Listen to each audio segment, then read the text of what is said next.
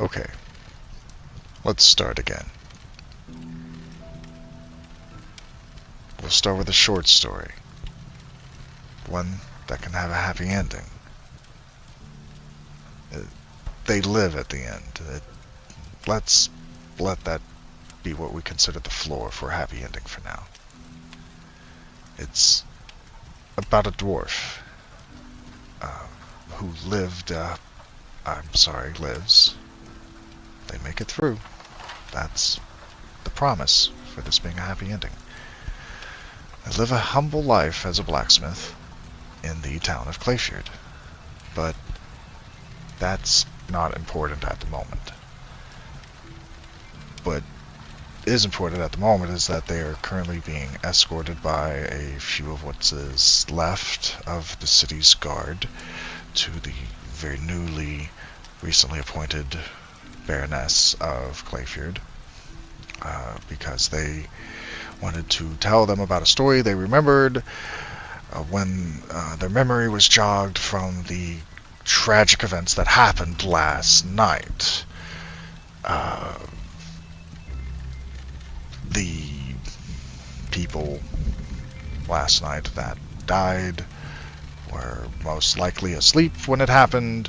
That's probably the nicest thing one could say if you had been there, but that is not important at the moment to the story. What is important is that they're going to tell the story that they remember to the Baroness, and though some would consider it almost stereotypical to be telling a story to a child, this 13-year-old girl is most definitely not a child.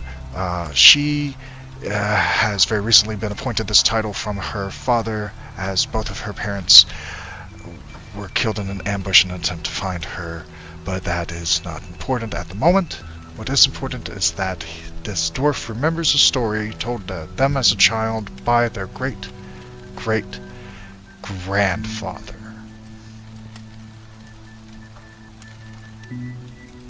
And they get to tell the story. Happy ending. As promised. They get to tell the story to the Baroness. And boy, it's a great one. Oh, the story, you ask. It was called The Tear of Gadryr. But, I guess I skipped over that part. Thousands of years ago, at the end of the First Age, before humans came to these shores, Ambersill, the Devourer, big scary black dragon, you'd have to have been there, reigned over all the land, instilling terror into the hearts of every living thing. Though they would come down day or night, having their fill of whatever prey they chose, truly it was fear that sustained the beast. You see, every heart that held fear for him gave him unimaginable strength. In fact, even entire generations were born, lived, and died under this tyrant's cruel wings. Oh, don't get me started on the goblins. They willingly acted as his servants, and took it upon themselves to give the world constant reminders of his and their presence. Ambersill even hunted and killed the lesser dragons and took upon himself whatever riches they held most dear. He would take the prizes he coveted most, though, and would carry them far, far beyond the horizons of Cerulia. It was those weeks in between where the only time that people felt any semblance of peace back then. But still, for many, there was no reason to try to thrive, because even the faintest light of hope would immediately be snuffed out by either orc, goblin, or even the claws of the Devourer himself. Until one day, a star began to fall from the sky. A light that pierced the darkness and drew the attention of all. I believe you me, if it drew the attention of all, you know it got the attention of Amber. So this thing was amazing. And Amber so had to be the first to see it. As Amber so flew up to examine this new thing, the star unfurled its wings and took the shape of a dragon as bright and golden as the sun. It slammed into Amberso and smote him upon the ground so hard that the land split and formed 2 rivers that poured into the crater that formed in their impact. For a moment, that seemed like an eternity. The world grew quiet until both dragons burst forth into the sky and battled. Tooth and claw, fire and acid, the 2 dragons reformed the land in the wake of their destruction. But the golden dragon was clever. You see, in Emberso's rage, he did not see that the lands that were destroyed in their battle were of his minions. Thousands of orc and goblin kind were trampled beneath their powerful bodies. It was then that the good folk of the world realized that if there was anything to live for, it was this moment. So the dwarves and elves hastily formed an alliance and set out to aid their golden savior. The courage in their hearts pushed out the overwhelming fear that had maligned itself upon the souls of good, and soon the Devourer's power began to fade. Enraged, Amberso wished to lay waste upon the newly formed armies that dare defy him, but the golden dragon held him at bay. So he took to the sky and decided to fly around the world to buy enough time to regain his strength and come up with a new plan. The golden dragon gave haste, but before she did, a gift was given to the dwarves. A keystone and the plan to build a prison around it. As the 2 dragons raced around the world, the elves fought back the orcish swords.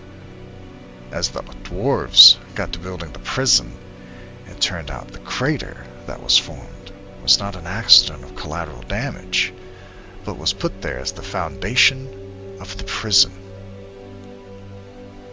The dwarves spent day and night tirelessly rerouting the newly formed rivers, carving out the foundation according to the golden dragon's plans.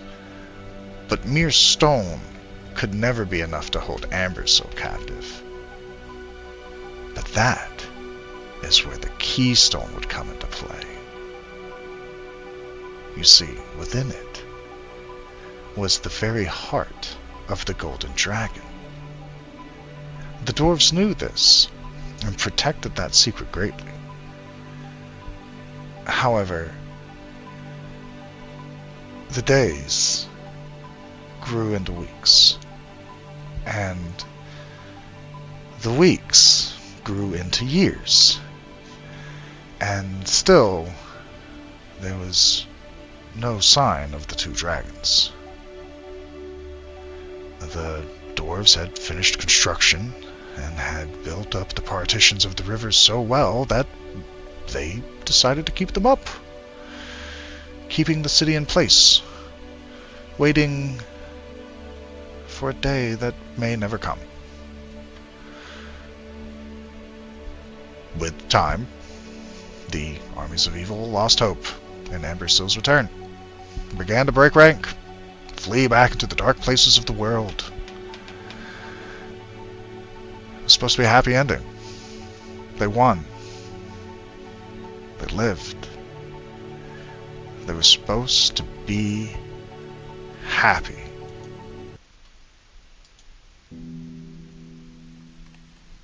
But you see, freed from the burden of war, the elves turned to the dwarves and began to question their part in it all. For it was the elves who suffered back the armies of evil with their bodies and their blood and their brethren. And all the dwarves had to show for their effort was a little town built upon stone and clay. And as the years went on, and no sign of either dragon appeared,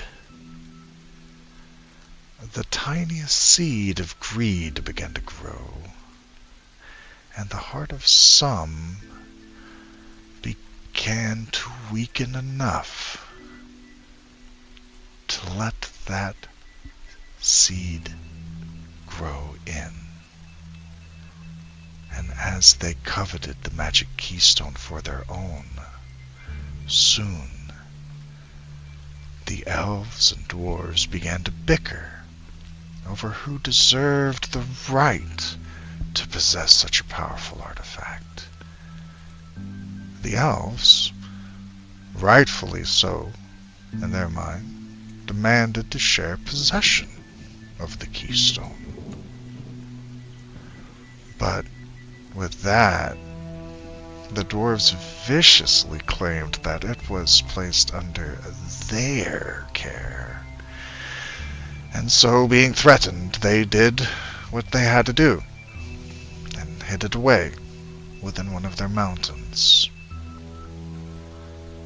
And eventually, the seed of greed began to take root in many seeking power. And among both races, battles began to rage in their hearts. And when those battles were lost, they spilt over into the battlefield as these two races began to fight over the very artifact that was supposed to bring them together. Until one day, a familiar roar could be heard across the land. The sky grew dark as the dragons appeared overhead. An entire town... Wait, let's take a moment.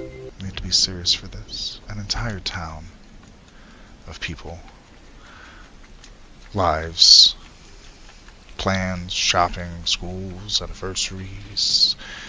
An entire town of people did not get out of the way in time as these two beasts once again slammed to that crater.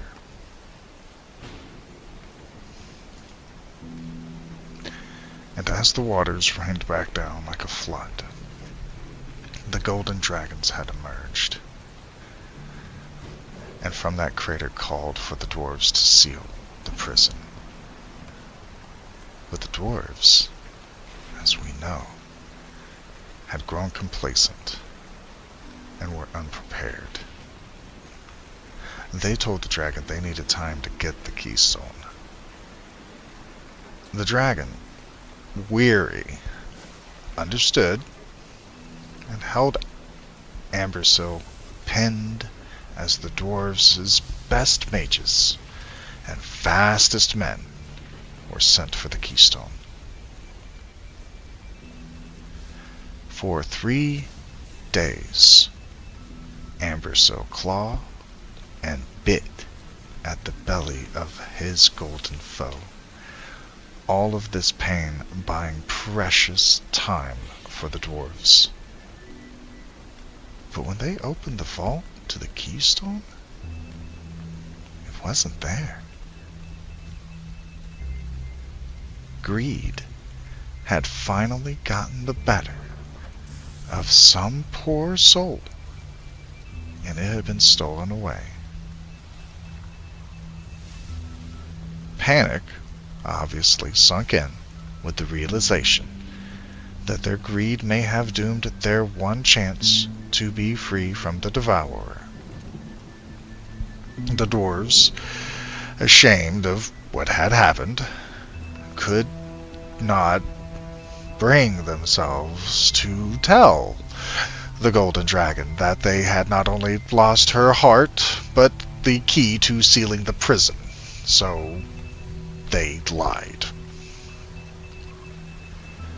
They lied, and they said that the keystone was en route. And with this knowledge, this false knowledge, the dragon gave every ounce of her will to hold the devourer down. Ambersill, realizing his fate, continued to bite and claw, and on the fourth day he tore loose the scales on this golden dragon's chest, and where a heart should have been, it was empty. With the last bit of malice and hatred, this dragon pressed his mouth into the cavity and blew forth a gout of acid into her chest that was so powerful. The roar of pain could be heard across half the world, as she knew her death was near. The dwarves, having built the structure, raced to figure out what to do, and in desperation altered the final design of the locking stones and used the strongest thing they had, an immovable rod, to hold the foundation in place. And the dwarves signaled they were ready. As the golden dragon received the signal, with her last breath, she called out her name, Gadryr, and waited for the power of her heart to revitalize her. But it did not. With no time to question why, Gadryr looked down upon the dwarves with a face of disbelief, and very quickly understanding and self-sacrifice. She looked down into that pit, and as she threw her body upon Ambersill, disappearing into the depths, a single tear could be seen rising up into the sky. The dwarves knew that this was their one chance. They released the supports, and Cerulia itself fell into place on top of these two dragons. And as the prison sealed, straining the foundations around the makeshift keystone, but holding in place, the tear grew bright as a star as it rose into the heavens, but then flickered and then disappeared as its light faded out. With time, the dwarves could not live with the shame of what they had witnessed. They sealed the entrance to the prison and left the town of Clayford to sink back into the clay from which they had dug with their own hands. Heads held low, they told themselves that what they had done was not their fault. That what they had done was the only way. They traveled far to the north, up into the mountains. They built a new town, And since that day they have prayed that the world may never have to see Amber Cell again. But they did make it to that new town. They lived. And as we promised at the start, living is at least the floor for it being a happy ending. So now they get to carry on in their stories, the tales from their past, and some fear maybe the tales of our future. But that is not important to the story now. Now we end on a happy ending. Thank you, and I look forward to sharing the next story with you soon.